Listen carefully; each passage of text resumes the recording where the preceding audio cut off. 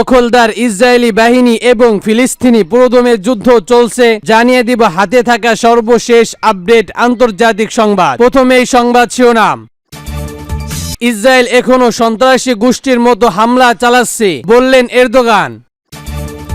আরো জানিয়ে দিব ইসরায়েল হিজবুল্লাহর মুখোমুখি যা বললেন জাতিসংঘের প্রধান। আরো জানিয়ে দিব জাতিসংঘে যাওয়ার আগে ফিলিস্তিন ইস্যুতে যে বার্তা দিলেন এরদোগান। সর্বশেষ জানিয়ে দিব আসাদের সঙ্গে বৈঠকের অপেক্ষা এরদোগানের। শুনছিলেন সংবাদ শিরোনাম, এরপর বিস্তারিত। তার আগে আমাদের ভিডিওটি যদি ভালো লেগে থাকে তাহলে লাইক কমেন্ট শেয়ার করে দিবেন, আর আমাদের ভিডিওটি সর্বপ্রথম পেতে চ্যানেলটিকে সাবস্ক্রাইব করে রাখবেন। ইসরায়েল এখনো সন্ত্রাসী গোষ্ঠীর মতো হামলা চালাচ্ছে, বললেন এরদোগান। এবার শুনুন বিস্তারিত। সম্প্রতি লেবানন ইসরায়েলে হামলায় নিন্দা জানিয়েছে তুরস্কের প্রেসিডেন্ট রিসেপ তাইয়েপ এরদোগান। তার দাবি এই হামলা ইসরায়েলে আঞ্চলিক সংঘাত সম্প্রদায়ের উত্তেজনা প্রমাণ বহন করে। এরদোগান জোর দিয়ে বলেন ইসরায়েল এখন সন্ত্রাসী গোষ্ঠীর মতো হামলা চালিয়ে যাচ্ছে। রবিবার নিউ ইয়র্কে জাতিসংঘের সাধারণ সমাবেশের অধিবেশন যোগ দেওয়ার আগে ইনতুলুম্বে সংবাদ মাধ্যমের সঙ্গে আলাপ আলোচনায় তিনি এসব কথা বলেন। লেবাননে পেজার বিস্ফোরণের সঙ্গে এরদোগান বলেন এই হামলার মাধ্যমে ইসরায়েল প্রমাণ করেছে যে বেসামরিক নাগরিকদের প্রতি তাদের কোনো সংবিধান নেই এবং তারা তাদের ঘৃণা লক্ষ্য অর্জনের জন্য যে কোনো উপস্থাপনা অবলম্বন করতে পারে। তুর্কির প্রেসিডেন্ট আরো বলেন ইসরায়েল ও আক্রমণগুলোকে পুরো লেবানন এবং আশপাশের অঞ্চলগুলোর সম্প্রতির কাছে এবং এতে কিছু পশ্চিমা দেশগুলোর সমর্থন রয়েছে। তিনি এই সময় সবাইকে সতর্ক করে দিয়ে বলেছেন এই অঞ্চলটি মধ্যপ্রাচ্যের বর্তমানে একটি অবরুদ্ধ বিকাশ সংগঠনের মুখোমুখি। এ বিষয়ে তুর্কি নেতা আন্তর্জাতিক সম্প্রদায় বিশেষ পশ্চিমা দেশগুলোর প্রতি আহ্বান জানিয়েছে যাতে তারা ইসরায়েলের এই সংঘাত কর্মকাণ্ডে দেখাতে বদলে প্রকৃতমূলক পদক্ষেপ নেবে। লেবানন মঙ্গলবার ও বুধবার পেজার এবং আক্রমণ নামক ওয়েবসাইট যোগাযোগ ডিজিটাল বিস্ফোরণে অন্তত 37 জন নিহত হয়েছে এবং 3250 জনের বেশি মানুষ আহত হয়েছে, যাদের মধ্যে বেশি নারী ও শিশু রয়েছে। এই বিষয়ে অবশ্য ইসরায়েলের পক্ষ থেকে কোনো মন্তব্য পাওয়া যায়নি। এদিকে অবরুদ্ধ গাজা ইসরায়েলি অগ্রসরের বিষয় শুক্রবার এরদোগান বলেছেন জাতিসংঘের সাধারণ পরিবেশন। তার ভাষণে তিনি বিশ্বব্যাপী সমর্থন সংঘাতের প্রয়োজনীয়তার উপর জোর দিয়েছে, বিশেষ করে জাতিসংঘের নিরাপত্তা পরিবেশন এবং আন্তর্জাতিক অধিক অবকাঠামো নিয়ে। তুরস্কের প্রেসিডেন্ট বলেন আমি আরো আন্তর্জাতিক মূলত ন্যায় বিচার এবং কার্যক্রম অবকাঠামোর প্রয়োজনীয়তার কথা বলবো। তিনি এ সময় উল্লেখ করেন যে তিনি গত সেপ্টেম্বরে জাতিসংঘের সাধারণ পরিবেশে ভাষণ দেওয়ার এবং আঞ্চলিক এবং সামরিক বিষয়গুলো নিয়ে তুরস্কের দৃষ্টিভঙ্গি তুলে ধরবেন। বিশেষ করে তিনি গাজায় গণহত্যা এবং ইসরায়েলের অগ্রসরের নীতি বিরোধী সাধারণ পদক্ষেপ বিষয়ে কথা বলবেন। এছাড়া এরদোগান আরো বলেন জাতিসংঘের সাধারণ পরিবেশন এবং বছরের বৈঠকে 130টির বেশি রাষ্ট্রীয় ও সরকার প্রধানের অংশগ্রহণের আশা হচ্ছে। তুরস্কের প্রেসিডেন্ট জোর দিয়ে বলেন গোটা বিশ্ব বিশেষ করে জাতিসংঘের উপর গুরুত্বপূর্ণ রয়েছে ইসরায়েলি নিরাপত্তা বন্ধ করার, স্থানীয় যুদ্ধবিরতির প্রতিষ্ঠা করা এবং সামরিক সহায়তা অবরোধ প্রকাশিত করা। তিনি আরো বলেন আমাদের সফলের সময় আমরা আরো এই বিষয়গুলো আমাদের সহিংসতা মেনে করে দিব।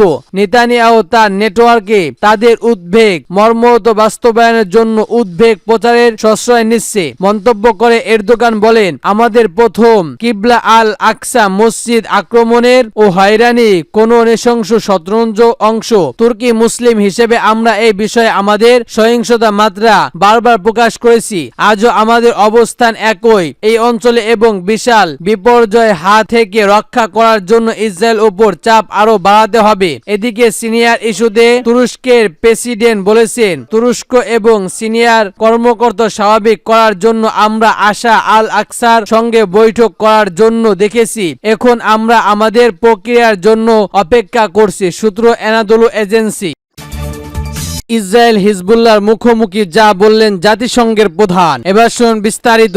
দখলদার ইসরায়েল এবং হিজবুল্লাহর মধ্যে আক্রান্ত উত্তেজনা নিয়ে গভীর উদ্বেগ প্রকাশ করেছে জাতিসংঘের মহাসচিব অ্যান্টনি গুতেরাস। তিনি সতর্ক করে বলেছেন লেবানন থেকে আরেকটি গাজায় পরিণত হতে দেওয়া যাবে না। গুতেরাস বলেছে হিজবুল্লাহ ও ইসরায়েলের মধ্যে সতর্ক যুদ্ধে এড়ানোর অন্যতম গুরুত্বপূর্ণ, সেই সঙ্গে আলোচনার মুখোমুখি ও বস্তুতি উত্তেজনা নিয়ে গভীর উদ্বেগ রয়েছে তার। সম্প্রতি আরব নিউজকে দেওয়া এক বিশেষ সাক্ষাৎকারে জাতিসংঘের মহাসচিব এই উদ্বেগ প্রকাশ করেন। এই সাক্ষাৎকারে গুতেরাস বলেছেন, এই সংবাদ সম্মেলন ঘটতে প্রথমেই যুদ্ধবিরতি জরুরি এবং এর পাশাপাশি লেবানন সীমান্তে সমস্যাগুলো সাধারণ করতে শান্তিপূর্ণ আলোচনা শুরু করা প্রয়োজন। তিনি জোর দিয়ে বলেন, রাজনৈতিক সাধারণ ছাড়া গাজা বা লেবাননের মানসিক সংকট দূর করা সম্ভব নয়। ইসরায়েল ও ফিলিস্তিনের দীর্ঘদিনের সংঘাত প্রসঙ্গে গুতেরেস উল্লেখ করে বলেন, আন্তর্জাতিক অপরাধ আদালতে আইসিসি সব রায়কে সম্মান জানানো উচিত। যদিও তিনি সরাসরি চলমান পরিস্থিতিকে গণহত্যা হিসেবে অভিযুক্ত করেনি, তবুও গাজা ইসরায়েলে আক্রমণের বিরুদ্ধে আন্তর্জাতিক সম্প্রদায় আরো চাপ সৃষ্টির আহ্বান জানায় Guterres. International court of justice ICJ রায় অনুসারে গাজায় গণহত্যার ঝুঁকি রয়েছে, কিন্তু গুতেরাস জানান এই ধরনের সিদ্ধান্ত দেওয়ার দাবি জানিয়েছে নয়, বরং আন্তর্জাতিক আদালত। তিনি আরো বলেন, জাতিসংঘের কাজ হলো শান্তি প্রতিষ্ঠার জন্য একটি দৃষ্টি কমান্ডার হয়ে ওঠা এবং আন্তর্জাতিক আইনের প্রতি সম্মান প্রতিষ্ঠা করা। চলমান সংঘাতে ব্যবহারে যুক্তরাষ্ট্রকে অস্ত্র সরবরাহ বন্ধ করার জন্য সরাসরি আহ্বান না জানিয়ে গুতেরাস বললেন, তার দৃষ্টিতে যেটি সফল হবে এর পরিবর্তে তিনি এমন পদক্ষেপ নেবে যেগুলোর উপর জোর দিচ্ছে তারা সম্প্রতি এর ফলে আন্তর্জাতিক করতে পারে। তিনি আরো বলেন, ইসরায়েল ও ফিলিস্তিনিদের মধ্যে আলোচনার সুরক্ষা একটি স্বাধীনতা ফিলিস্তিন রাষ্ট্র প্রতিষ্ঠান করা, যার রাজধানী হিসেবে পূর্ব জেরুজালেম, আর সেই মধ্যে এই অঞ্চলের শান্তি ও স্থিতিশীল অপরিহার্য হবে। জাতিসংঘে যাওয়ার আগে ফিলিস্তিনের ইস্যুতে যে বার্তা দিলেন এরদোগান, এবার শুনুন বিস্তারিত। মুসলিম বিশ্ব যেখানে কেউ নিপর্যয় নিবিড় হয়, তাদের মনে হয় কথা বলে তুরস্কের প্রেসিডেন্ট রিসেপ তাইয়িপ এরদোগান। মধ্যপ্রাচ্যে দীর্ঘদিন ধরে বুঝে থাকা একটি ইস্যু হচ্ছে স্বাধীনতা ফিলিস্তিন রাষ্ট্র। এই ইস্যুতে মাঝে মধ্যে বেশ কয়েকবার ভূমি পালন করে তিনি। এবার জাতিসংঘের সাধারণ অধিবেশন হওয়ার আগে আরো একবার মুসলিম উম্মাহ জন্য রেপার্জোর আওয়াজ তুলেছেন তিনি। খবর ডেইলি সরবরাহ।